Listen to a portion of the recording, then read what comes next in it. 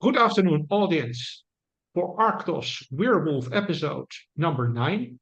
Today with a guest from France, a very special guest at that, Professor, we might say, certainly Dr. Laurent Guyénot, who has specialized in topics that will interest most of our viewers, and not only because they are politically relevant, metapolitically relevant, but also because they give a very profound view of culture history relevant to the cause of culture wars, which of course, in the largest sense, our programs on Arctos try to address.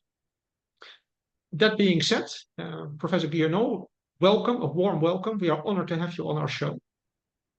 Well, thank you very much, Professor Wolfsheiser, to invite me. I'm very honored to be invited and to share a few thoughts. Thank you. Well, the most important things for our audience, I think, to introduce your work is just to remind them of the fact that once upon a time, Europe used to be a place of high education, high culture, with an elite spread through the whole of Europe that shared knowledge and shared certain insights together. That's what united European civilization. Now, I like to remind our audience that today, among us, we have one of the highest pinnacles of that culture still existing. Professor Guyenot joins us from a background of the best that Europe has to offer. He holds a PhD from the very prestigious Sorbonne University, and in a field that is probably one of the most sophisticated existing within the humanities, going back to the root of our civilization, namely medieval studies. But he has specialized in topics directly relevant to cultural wars, as I said, criticizing the background of historiography as such, of Western historiography, and he has not shied away from very controversial topics that people would probably nowadays list under the heading of conspiracy theory. So if you look at the beautiful background put up by Professor Guyenot, we can see that somebody doesn't shy away from talking about controversial topics such as 9/11, JFK, but from a background, a deep cultural historical background. This has led Professor Guyenot into what we would call rabbit holes, but in a very sophisticated manner, never without thorough historical research to back up his thesis. Things that are so relevant to cultural histories that we are profoundly grateful for his time today here. So, to start off with the probably most difficult topic that we could face, and that is chronology criticism. So the criticism of the chronology as it has dominated European historiography for the past centuries. And I would like to quote here something from Orwell, who said this: "Who controls the past controls the future." And Professor Guyenot reminds us that there is a second half of the sentence attached to that saying of Orwell, namely, who controls the present controls the past. So we can say here that the writing of history is also a form of a power exercise legitimating, or at least underpinning the power of our elite, an elite that in the West, in America and Western Europe, people would of course typify as a hostile elite, a non-European elite in a certain way.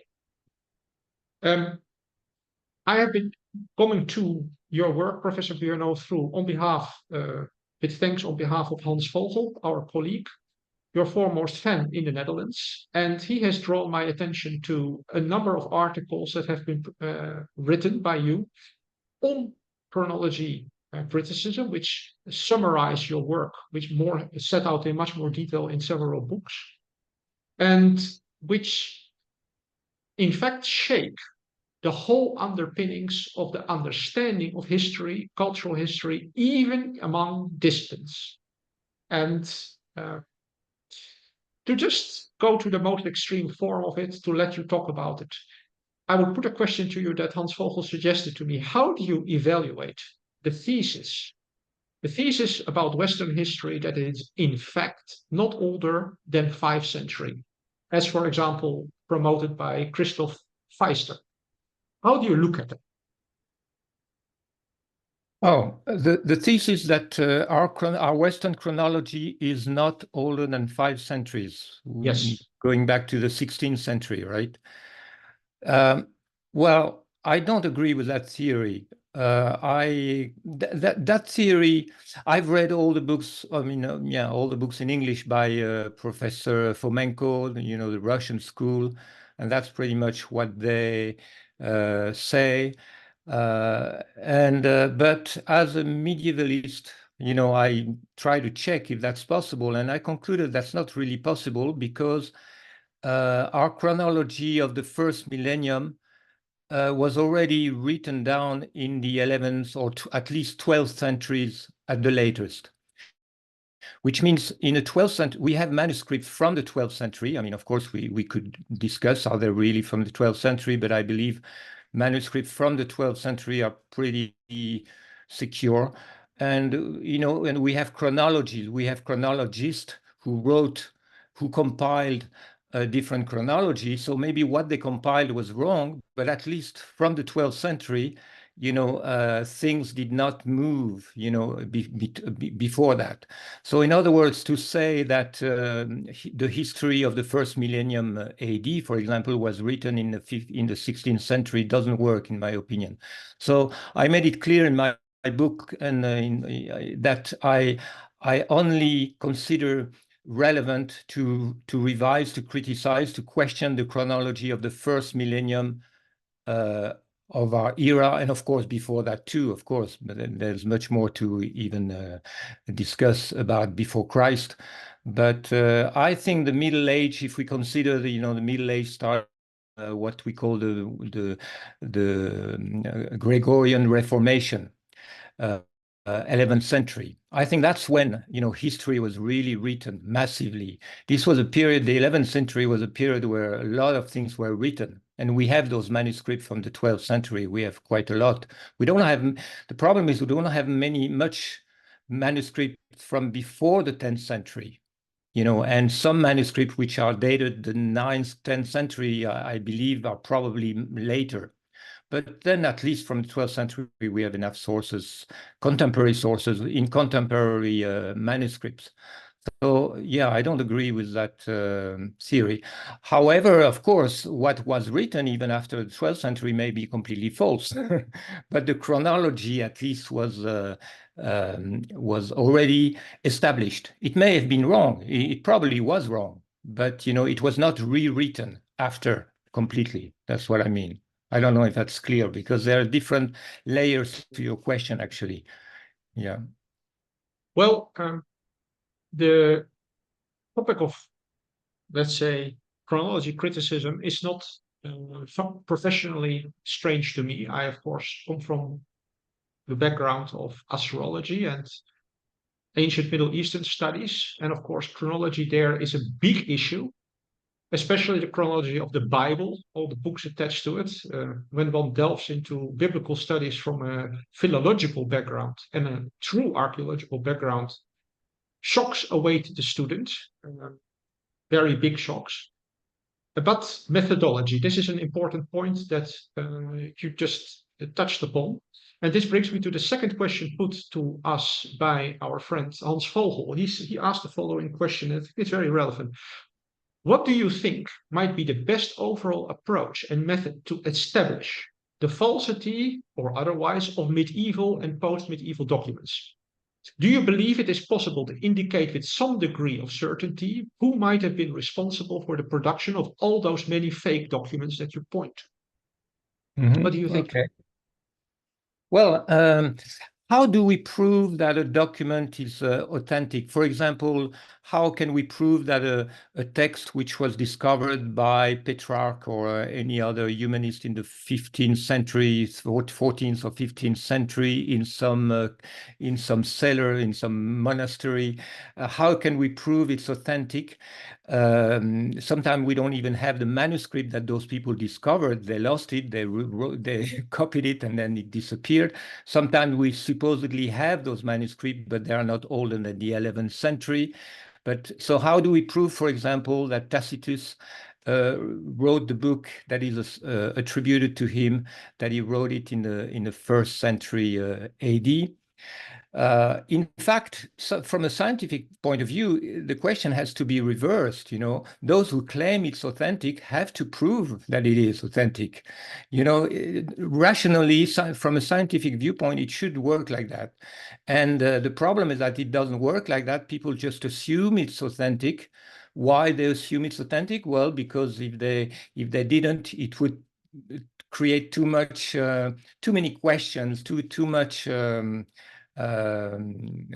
It would completely threaten their whole framework of history and their career of often, you know, a professor who has written 20 books on Tacitus will not easily accept the hypothesis that it's fake. So in fact, you know, just I think that's the first point. Realistically, we should look at what proof has been given that these works are authentic. And that's what we do. That's what chronology revisionists do. And they conclude, well, the proofs are really very weak, you know, and therefore there is a lot of suspicion. There is a lot of forgery. There's been a lot of forgery because, as you say, writing history is a political act. There's always been a political motivation, and people who wrote history were always working for some power or another, either a secular power or, you know, papal power. There has always been a very strong political motivation, and there has always been also the capacity for power to control what is written, much more in the past than today, actually.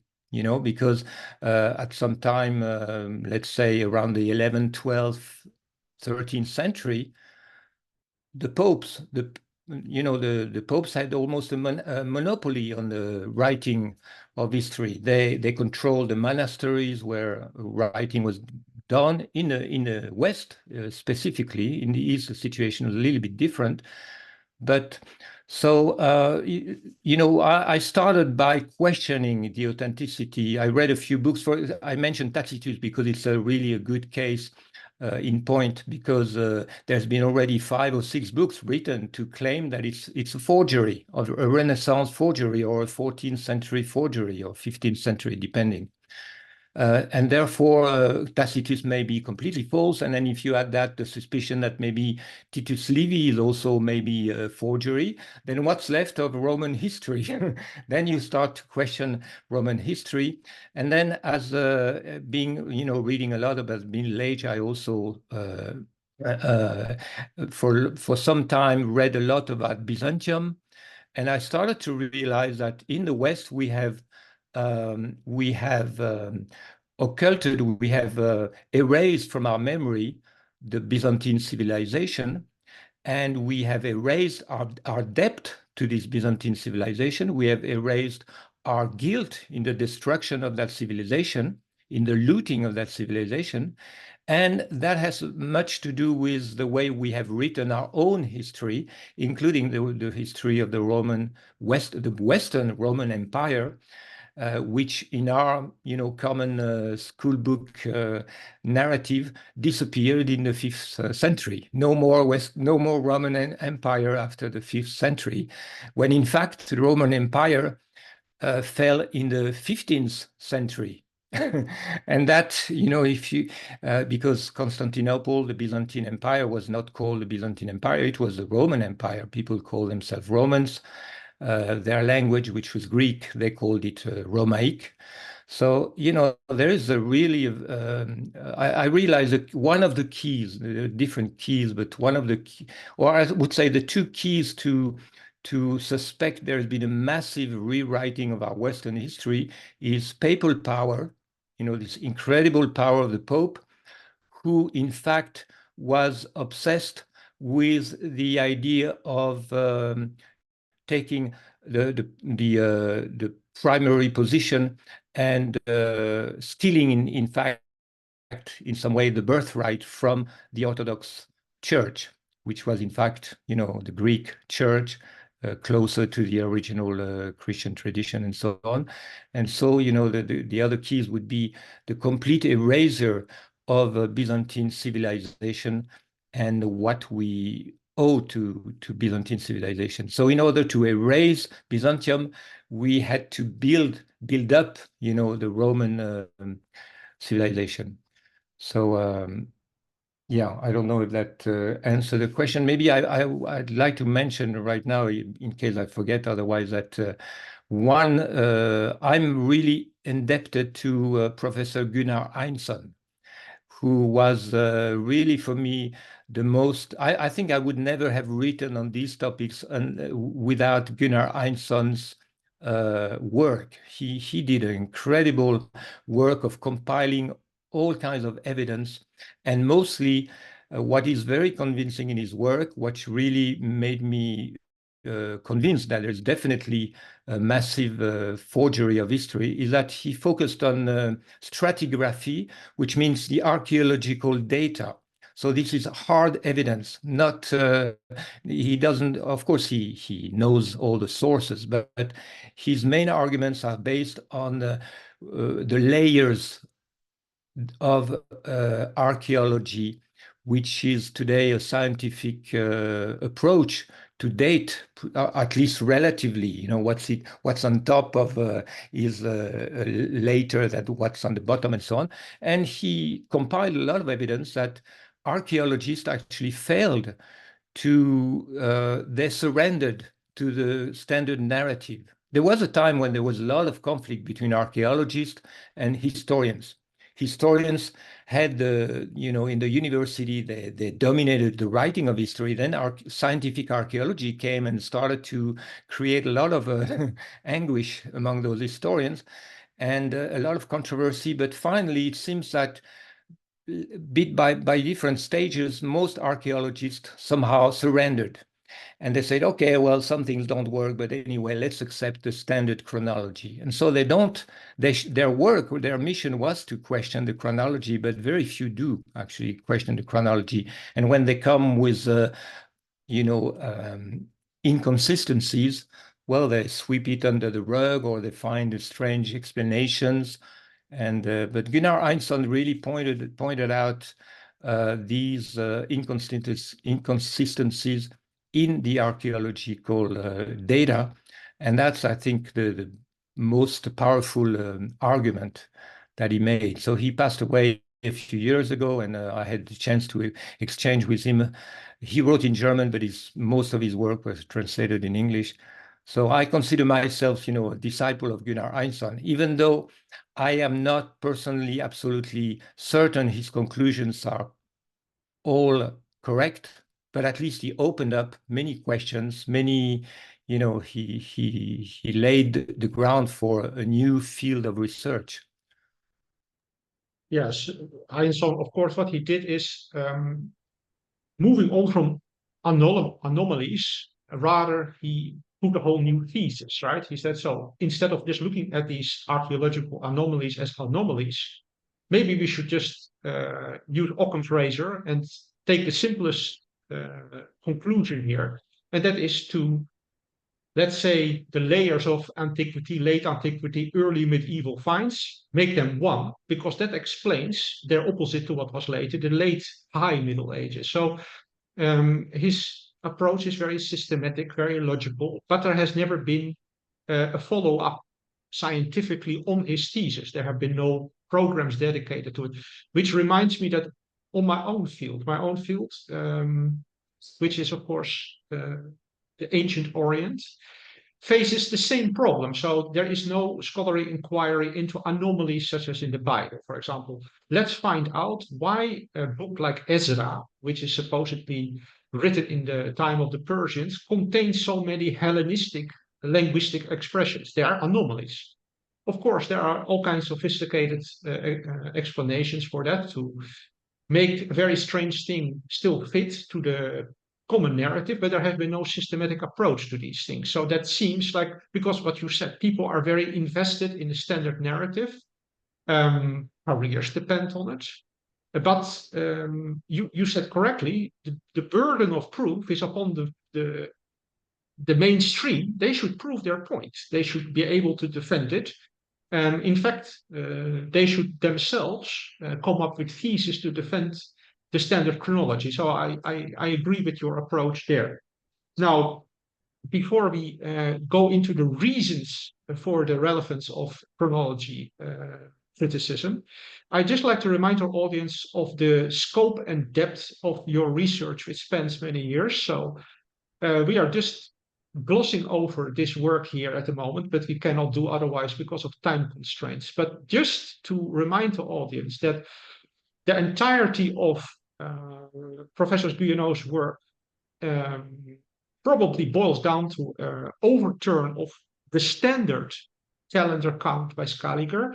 So he has harmonized in the Middle Ages, the late Middle Ages, the calendars of different cultures, and come up with this chronology that now still holds. So this whole thesis, the Scaliger thesis here, is now treated as a thesis by Professor Guyenot.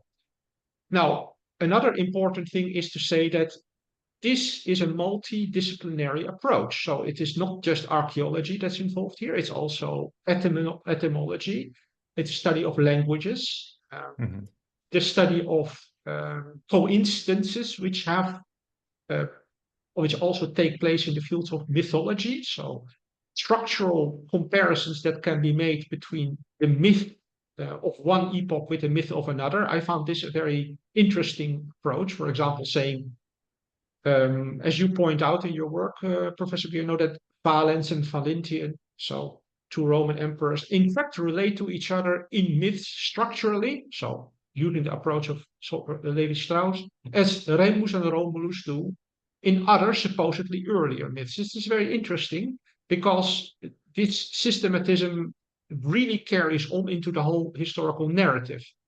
Then, of course, there is the question of etymologies as such. So a word like Caesar, which has been fancifully associated with the Phoenician word for elephant, I even think, but it still remains mysterious, can also be associated with the word phospho, as you point out in your work. So that's the name of an supposedly not in the same era living Persian emperor. It's very interesting where you point out the very strange similarities between the 3rd century Getae and the supposedly 5th century Goths. So I'm just pointing out to our audience, I give them a taste of the things that you have been doing, the things that you have been studying, and even pointing to the artificiality of so-called high culture language, which Latin is as such, which is, of course, also a very important point here.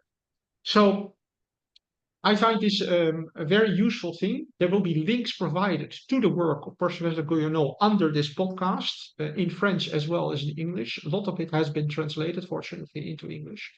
But I'd like to move on to an important point here, and this is the point of the explaining why a chronology, what is the interest behind setting a standard chronology and sticking to it and fighting any emendations, any alternatives to it, the resistance taking place within established academic circles. And that brings us to the topic that you bring up in your books as well, political theology. Of course, political theology is something that our audience will be familiar with from great dissident writers such as Carl Schmitt. But there is another dimension to it. You point out, and you talk here about the link, the theoretical link, political theoretical link between Carl Schmitt, the neocon founder, Leo Smith, and from there on moving on to his pupil, Samuel Huntington. And you point out this, that a myth is the foundation of any national or any power project, any worldly power project. A myth Mhm. is the foundation of that. Then you say there is no necessary link between a national myth and historical reality. So, in fact, a national myth, in the final analysis, it is a social cultural construct. And then you say that the distinction that this historical myth creates and serves is the distinction, but Carl Schmitt says nation, own nation, other nation, your own side, and the enemy. So the distinction, of course, also good and evil. That this power distinction is essential here. Can you talk about this a little bit in the connection with the globalist elite that is ruling the West now, which, of course, the power center of that might be called the neoconservatives? How does that Yeah. mythology serve them, and how is it being shaped still? Well, yes, of course. What we call in French le roman national, the national narrative, is an artificial construct. It's better when it's based on some historical fact, and sometimes it is, but sometimes it is based on very little historical fact, and there are many examples of that. And the point is that nations really became clear collective entities, let's say in the 13th century. For example, in the case of France, in my new book, I point out that there is a very special situation with Europe that never unified as a political entity, but remained a fragmented, a collection of states, which, as you said, built their own identity in opposition to the identity of their neighbors. So we have this strange situation in Europe where each country has its own little national narrative, and the neighbor has a completely different national narrative, and sometimes there is hardly any connection between them. And French schoolboys don't know anything about German history, for example, or even, for that matter, even English history. When I started my PhD, my first surprise was to realize that even the name the Middle Ages does mean the same in France and in England. In England, now they kind of harmonized it, but basically, traditionally, the English make the Middle Age start in 1066 with William of Normandy, and before that, that's the Dark Ages. But for us in French, no, Middle Age start. Well, we're not independent. But anyway, all those categories, all those labels, all those periods of history are not the same at all in one nation from the other. And of course, in the East, in the Greek Orient, Christian and Greek Christendom is completely different, because, as we said, the Roman Empire fell only in the 15th century. So the whole concept of Middle Age or even late antiquity doesn't make any sense at all. And that's a point which is well made by Anthony Kaldelis, who is a young Greco-American Byzantinist. He really does a good job to show that if we look at our Western history from the point of view of Byzantium, then we will be very surprised to realize that it looks very different from what we think. So yes, in France, it's particularly obvious that the narrative is an artificial construct, because today, actually, we don't even know who the Franks were. There's been so many different theories, and some theory became, in the 19th century, actually, modern history was really made in the 19th century. In France, for example, we have Michelet. In England, they have Gibbon, and these giant historians established the standard narrative, and very few people dare to touch it ever since. So, but before the 19th century, there were so many different theories about who the Franks were they're really German. If they were German, how come we don't have any German word in our French language? Whether really that's connected to the origin of Latin, why Latin became the dominant language in the Frankish kingdom. You mentioned, but that's another topic. Maybe we can talk about it because that's an interesting entry into this whole field is Latin. What is Latin? Is it really the origin of all our Roman languages in Western Europe and so on?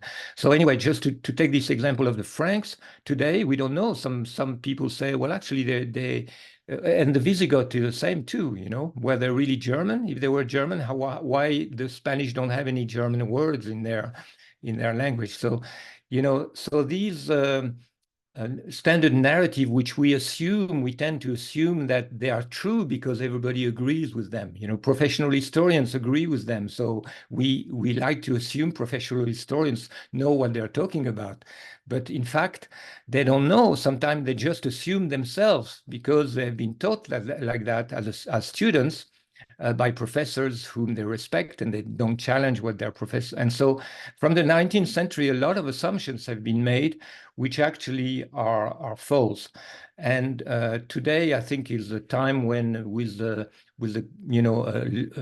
intensification of global exchanges between different fields, different regions of the world, Eastern Europeans are, have their own approach to all kinds of things, and a lot of new theories are coming from Eastern Europe, from Hungary, from Romania, for example.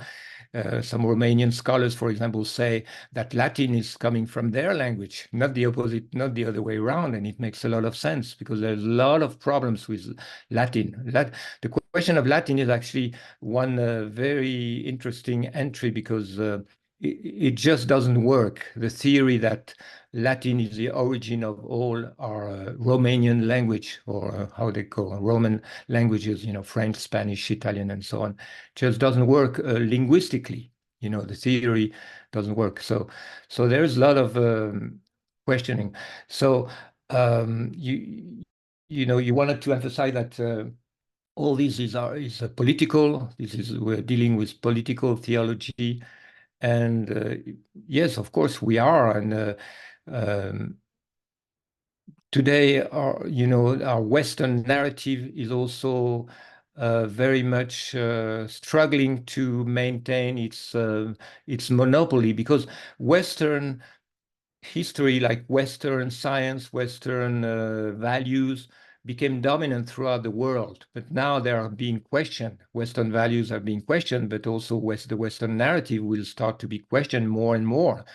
And it becomes so obvious that, for example, the American self-identity is based on a complete lie. When the Americans made their Declaration of Independence, declaring that as self-evident that every man is free, and while at the same time, killing the American Indians and importing slaves who were treated like animals.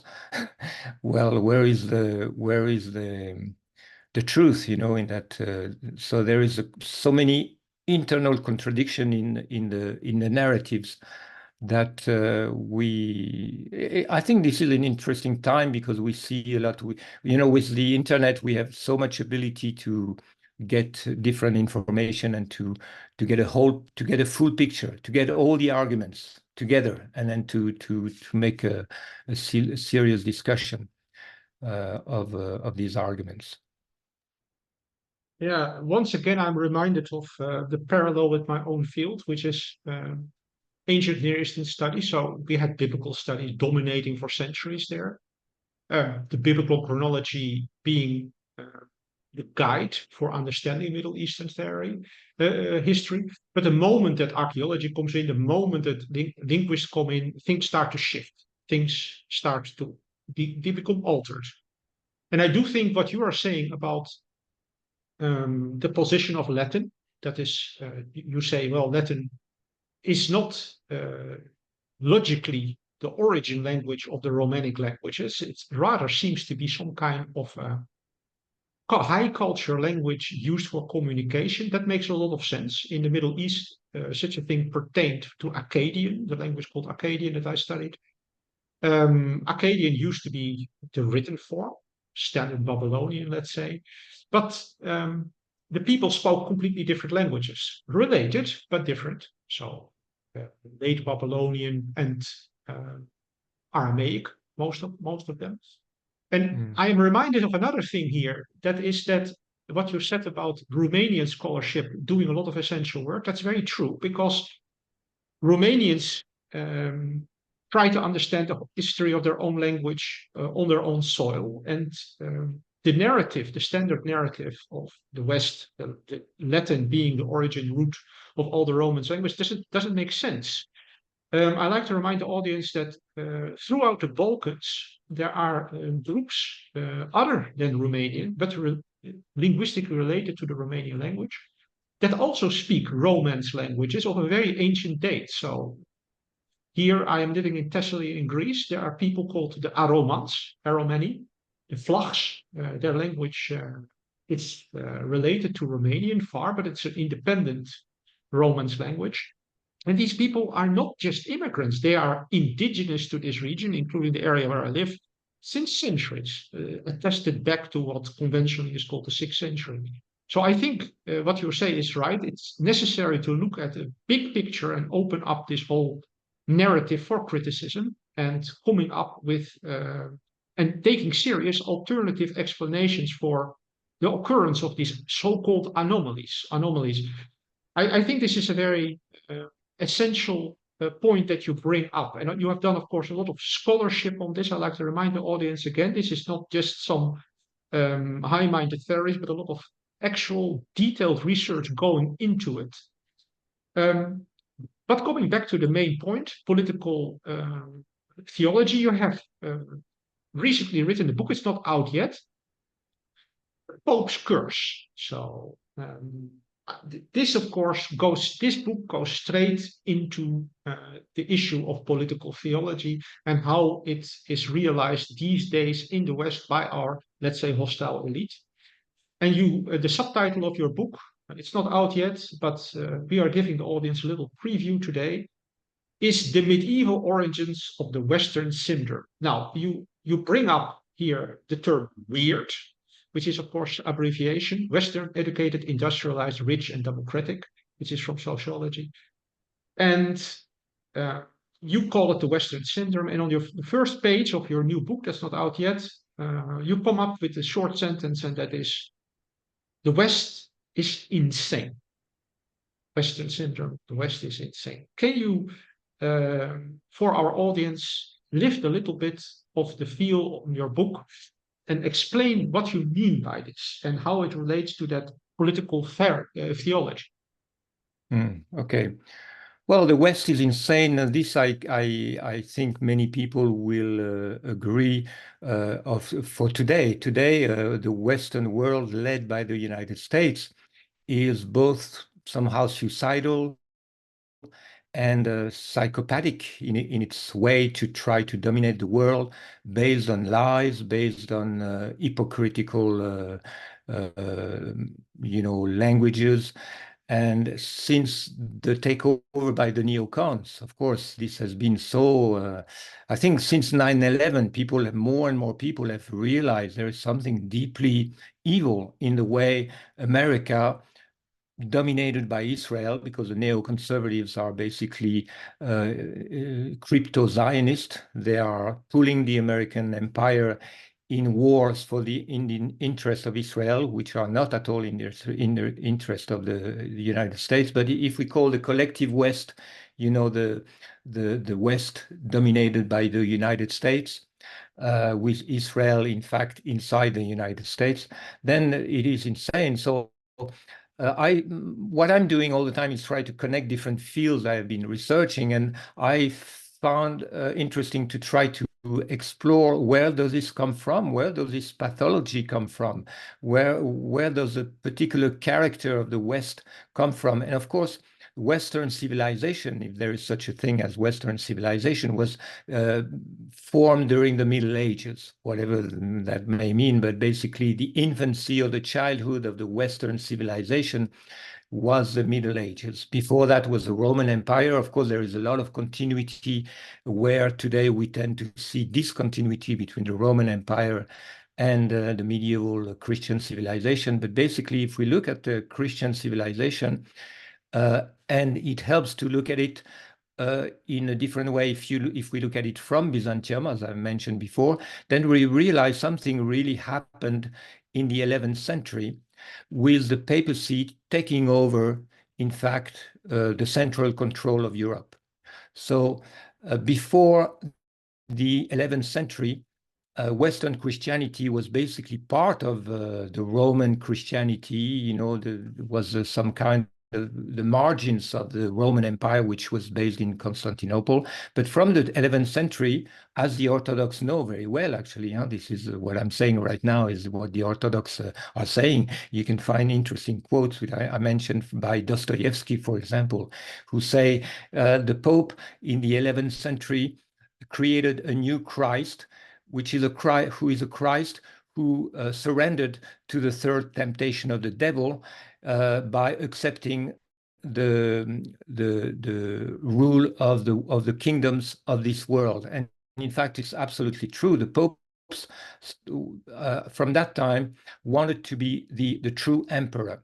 And so they destroyed, this is the first chapter in my book, which actually is based on one article in the Unz Review called, the title of the article was Failed Empire. Because the question is why Europe failed to create its own political unity. Well, the answer is very simple. It's because of the papacy. The papacy prevented the Roman Empire, which was at that time German Roman Empire, under the Ottos and the Salian emperors, Henry IV, and then the Hohenstaufens. The popes fought to the death, against the attempt of these emperors who were really Roman in the true sense. If we look at Frederick II Hohenstaufen, he was Sicilian, he was half German, half Sicilian, Norman, and so on. But basically, the idea of the Roman Empire was to be really a universe. It was not the idea of one nation controlling other nations in Europe. It was the Roman idea of creating a stable political unity. But because that failed, Europe became a civilization based on war. Every country developed the military industry and always tried to be stronger militarily than the neighbors. And this built up, a civilization of war. And Europe became a civilization of civil war, with countries hating each other to the death. French hate the Germans, and the English hate the French. It's been like this for, throughout from the 11th century, it's been like this. And so that's the first, I think, root of the madness of Western civilization. It's a civilization of war. And then the next, and they forced they forced the Orient, they forced China in the 19th century with the Opium War to become also a military civilization, or Japan. So they exported this war mentality throughout the world. And the second thing is that the papacy was obsessed with Jerusalem, and made the West the civilization of the crusade, the holy wars. We have to save the whole world through killing them. This is basically what is the sickness of American hegemony is today. It's a civilization of the crusade. So it became more and more clearer and clearer in my mind that something really, some problematic character disorder, to use psychiatric approach. In its infancy, Western civilization developed a very aggressive and very also fragmented identity, which was actually projected throughout the world. Because colonialism, for example, there's a few books written to show very clearly it really comes from the crusade mentality. We have to, in the name of God, conquer and rule these peoples. In fact, in a double, with a lot of hypocrisy, because we want to save them, but basically we want to loot their nation. So in fact, because in a way we can see that because Europe failed to make itself an empire in the good sense of the term, an empire in the sense of political unity, they created empires somewhere else. The British had their own empire in India, you know, a real perfect empire in India. And then we wanted to create empires everywhere. And finally, in the end, we created the American empire, you know, failing to be a unified political empire in Europe, which we still are, and which is still a European problem, because this is the reason why Europe today is under the control of the NATO. The Americans, basically, is because we are incapable of having a political unity of our own, a political will of our own. We are constantly, the French are constantly resentful to the German, because even though they try to destroy them again and again and again, they are still the best economically. They are still more hardworking, more creative. You know, this is our French mentality is really sick with this, you know. Politically, you know, our politicians are intellectuals. There is a deep refusal which runs throughout our 2000, well, at least last 1,000 years, refusal to somehow accept the organic destiny of you know, Central Europe to become the central power, and Central Europe meaning, of course, Germany primarily. Because it's very clear if you look at history from the Ottos, you know, the Ottos, Otto the Great was basically everybody throughout the whole world, whether kings or the people themselves or intellectuals, were so happy to have a new a Roman Empire restored, you know, and a Roman Empire which was based on the model of Byzantium, which allowed you know, quite a lot of independence to other kingdoms. It was not a question of building an empire in the way we imagine it today when we think of America. It was a Roman Empire in the ancient Byzantium model. And this was you know, I don't like too much to use organic language, because of course civilization are organic only in a metaphoric sense. They are organic, but we should not abuse that term. But definitely we see, if we follow the history of Europe, we see the natural tendency of this Roman Empire to become the central power to bring peace in Europe. And who prevented that? The popes. That's absolutely clear. So that's you know, a few chapters in my book. And then you mentioned the Weird West. The Weird West means is a term invented by Henrik, a sociologist called Henrik, to designate the problem of the West being Western, European, individualistic, democratic, and I forget one. And educated, yes, was also yes, educated. And the main characteristic of the Western civilization is individualism.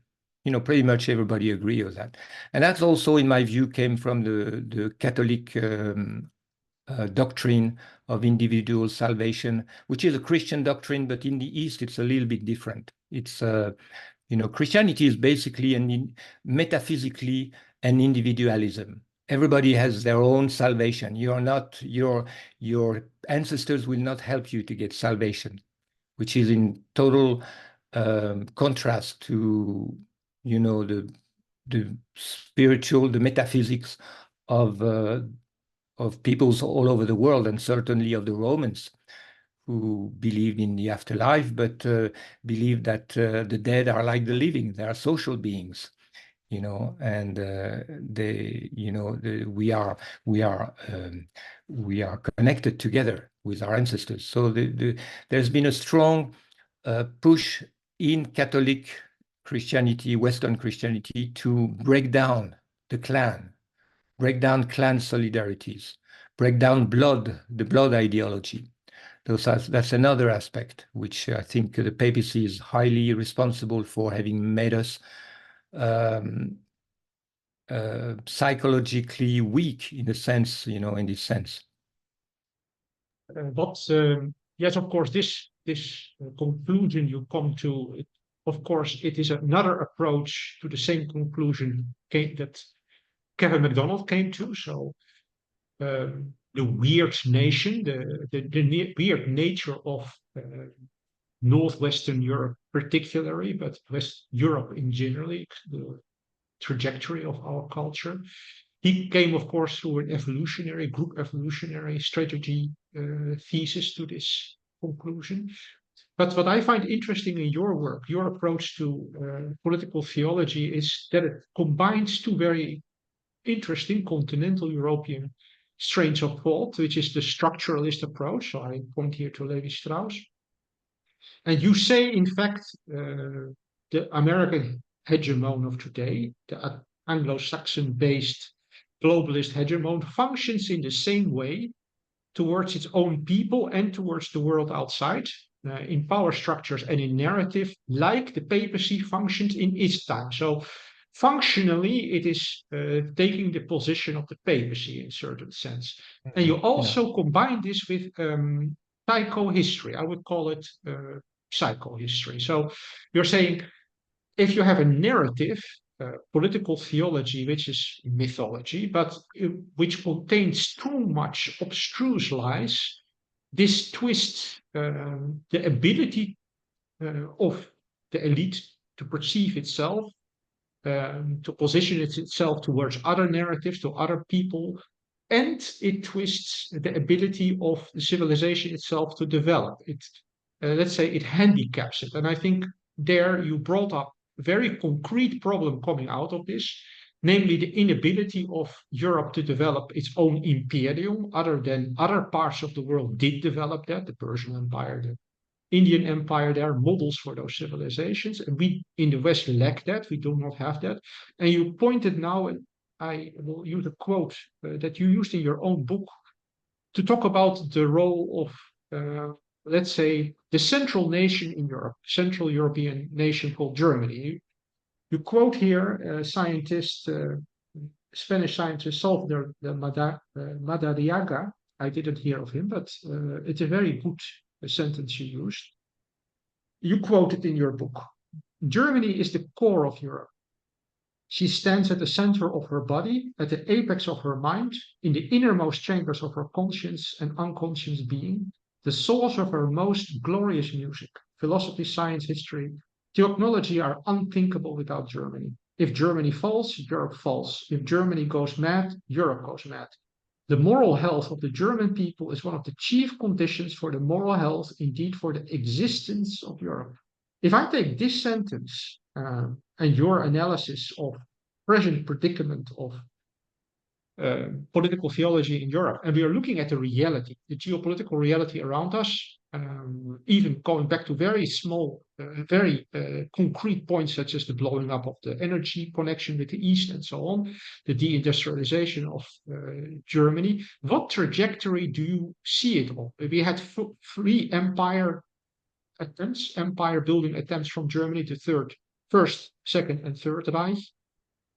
What do you see as a logical endpoint in this trajectory, given the strength of the narrative, the psychohistorically twisted narrative that's imposed upon Europe? Well, I'm not a prophet, so I don't see the future clearly. But let me first say that this viewpoint about Germany being for some mysterious reason, of course, there are geographical reasons, they are the center of Europe, there are different reasons, but there's part of mystery in there. There is, I believe, some creativity in the German spirit. This maybe will sound strange, but I don't even read German, so I'm not coming from a background in which I had particular admiration, but more and more I studied about Western civilization, European civilization. The more I realize there is definitely something deeply creative. And one of my recent articles was called the Nietzschean moment, because I felt in the 19th century, it was really incredible, the intellectual creativity of Germany in the philosophical field, even in the history. It was absolutely tremendous, and it made actually the British very jealous, because they had their own genius too. They had their own scholarship, but they clearly saw at the very end of the 19th century that both economically, the British had started the industrial revolution, but the Germans were getting better. And intellectually, they were much more creative. And there was what I call this Nietzschean moment, which was a moment where you could feel a new paradigm emerging, some distance toward the Judeo-Christian tradition, a critical approach to the Bible and so on. And this had to do, of course, with the Reformation. But we as French, we don't see this. So it took me a long time to realize we have a very short-sighted view in French, especially in the, among French who are, let's say, dissident French, who are mostly Catholics, who hate the Protestant Reformation, who think the Protestant Reformation is evil. But my intellectual journey through Constantinople also helped me to realize that actually the Protestant Reformation was the Protestant criticism of Catholicism are the same as the Orthodox. What they criticize the papacy for is exactly the same thing that the Orthodox. So there is a legitimacy in the German Reformation, I realized. And so I started to completely change my viewpoint and started to understand that really the problem of Europe, in a way, can be summarized as the refusal to let Germany be the leader. We just don't want. The British don't want. They will start a world war every time Germany starts to lead Europe. The French hate to see the Germans better than them in every field, and it's still the same. It's still any French people who has a who has a feeling towards France. Any patriot in France feels like this. Of course, most people don't care about France anymore, so they don't. they are not concerned by this kind of idea. But most French who are really deeply patriotic have this kind of weird complex of refusing to see what Germany really is, and very mixed up feelings toward their own identity, because the French, as you know, have two identity. They are the anti-revolutionaries, and there is a revolutionary narrative. The official narrative is France started in 1789. That's the beginning of France, according to the official narrative. But for many people who are, religious or, who question this official narrative, no, France is, the monarchy, the elder daughter of the church. But in both cases, all those people have the same, basically, resentment toward Germany. And so in the future, if you ask me the future, I can see only one path, is that if Germany starts to have enough independence, enough wisdom also to break from the American racket, and have the nerve and the courage to blame America, for example, for the explosion of their pipelines and so on. And I think Germans have this clearer mind than the French to be able to do that, and ultimately understand that their own interest is to restore a correct relationship with Russia. I think that's the only, and then after that, things can evolve in a good way. But as soon as Germany starts to say, hey, we don't want to be enemies of the Russians anymore, things will change very quickly. I think that's the only way to go. And I think it will come up, because there's no other way for Germany. And I think Russia is just waiting for that to happen. I think they will not have revenge spirit against the Germans. They know that Europeans anyway have no independent will. They know Europeans at the moment are completely controlled by Americans. So they're just waiting for us to break up break away from American control. And that can only happen, I think. Well, other countries will help, of course. Hungary and Eastern European countries will help also, but that's all I can say. Otherwise, apart from that, I'm not in a position to see clearly what should happen. But Well, if your work teaches us one thing, I think it is the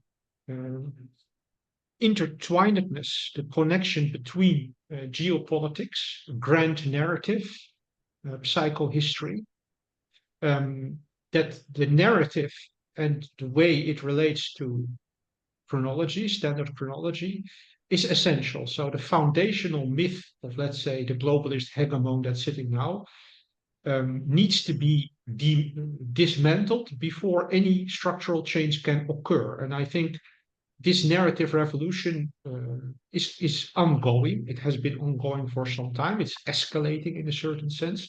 And I think you're pointing to Germany and the Nietzsche moment in the 19th century is a very relevant point here, because what did the Germans do at that point? They tried to connect their, let's say, their cultural trajectory. At that point, they tried to align it with Greece. So the research into philosophy, into historiography, it focused on Greece. So that you also see in Nietzsche, his first great book, The Birth of the Tragedy, it was dedicated to a study of deep study of Greek foundational myth of Europe. I find this very relevant now because, of course, the great opposition that we have geopolitically in Europe now at this moment between East and West is, of course, going back to the same. We are seeing Rome versus the new Byzantium, right? The resurrected Byzantium in a certain way. I mean, I'm living in Greece and I see here the Byzantine flag every day still on the churches, the beautiful double-headed eagle on a golden field. But of course, the same double-headed eagle is also the symbol of the resurrected Russia. So in a certain sense, we can see a repeat of history, let's say a new round of fighting between Rome and Constantinople in a certain way. I think your work points to this is very important. As a final question, I would like to ask another thing, and that is pertaining to the European Academy. If there was something that united Europeans in the past, it was our shared high culture. Of course, we had access to a single language at a certain point, which used to be Latin, and then for some time French. That's gone now. We are speaking even between ourselves in the language of our occupier in a certain sense, in English. But there used to be an academic tradition that united us, that united all scholars, let's say from Portugal to St. Petersburg and from Edinburgh to Athens. And that in a certain sense has gone, and that academy has also been very severely affected by globalization. For example, the adaptation of the American Anglo-Saxon education system in all our countries practically now. You still come from the old school, let's say. So you were educated in the time that the old French system was still in place, that Anglification had not yet set in or not yet reached the depth that it has reached now. It is very important that a nation can defend itself also, let's say, mentally, psychologically, spiritually, and the academy has a very important task in that. It's not just a question of a church protection, there is also intellectuals need to defend it. But how does that, what do you think is ahead of for the European Academy? I mean, academics like myself and many others, they find themselves completely marginalized, unable to even get tenure or to have any kind of position of relevance. And that applies to many of my fellow publicists, people with high degrees and great insights. You yourself are educated on the highest level in that old system. How do you see the future of the European Academy as pertaining as an independent force that could unravel the globalist narrative? How do you see that?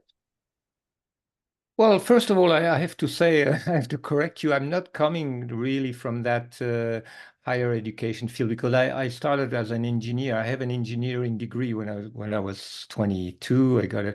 I worked a little bit in scientific field, and then I did other things and my interest. So I've always been a kind of out how would you call um, out of the academic field just until when I was 40 years old, I did a doctorate thesis and then I entered into that field, but I did it pretty much on my own. So, but I'm very attached, and I often repeat that to the French people because I feel I'm very attached to, yeah, to the high standard of academy, which I think still exists. Not so much in France, actually. France is perhaps one of the countries where it has really fallen down the lowest because of our national centralization of the university system, which has been the victim of this egalitarian ideology.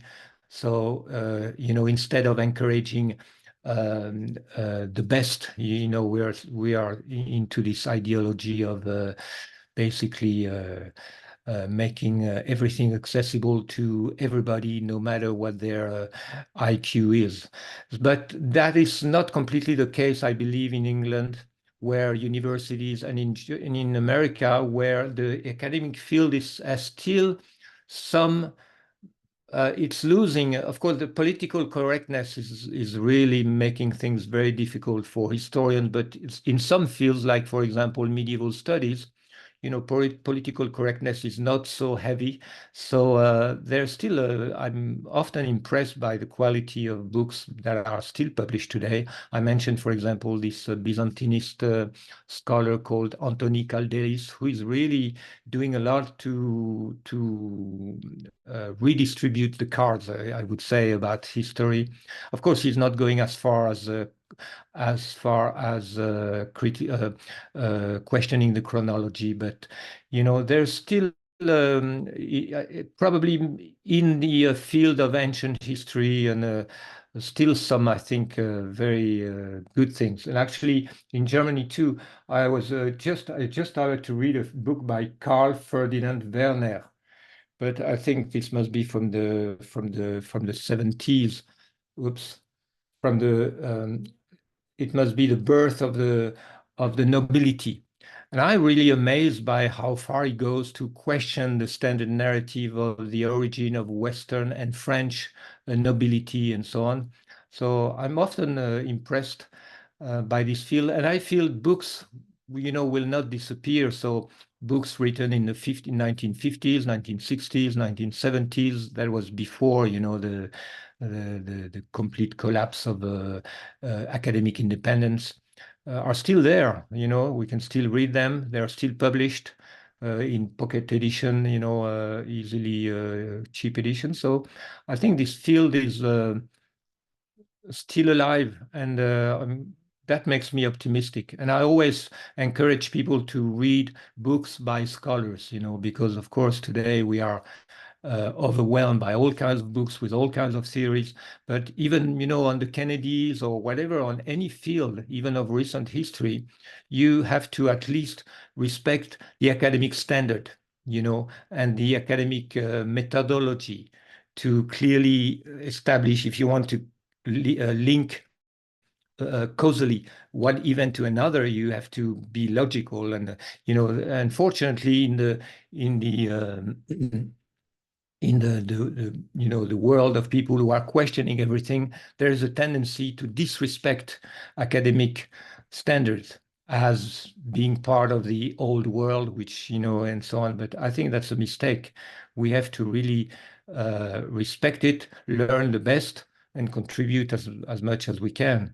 So, I think still the academic world, of course, is very much dominated by political correctness, which is basically today pro-Israel, correctness, basically, which means, for example, if you look at the Second World War, of course, it's there's absolutely zero freedom of thought in that field. But apart from that, there's still a lot of lot of possibility. And anyway, today, people like you and me can read everything.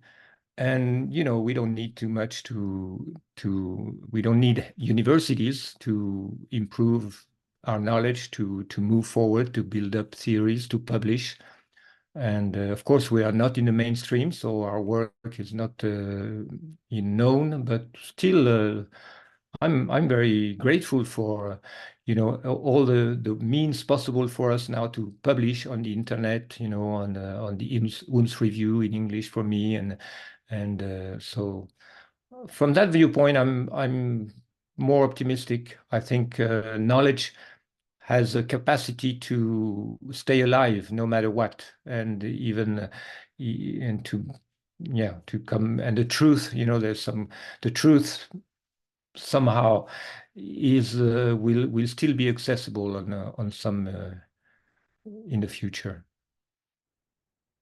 On that very optimistic note, I think we can end this podcast.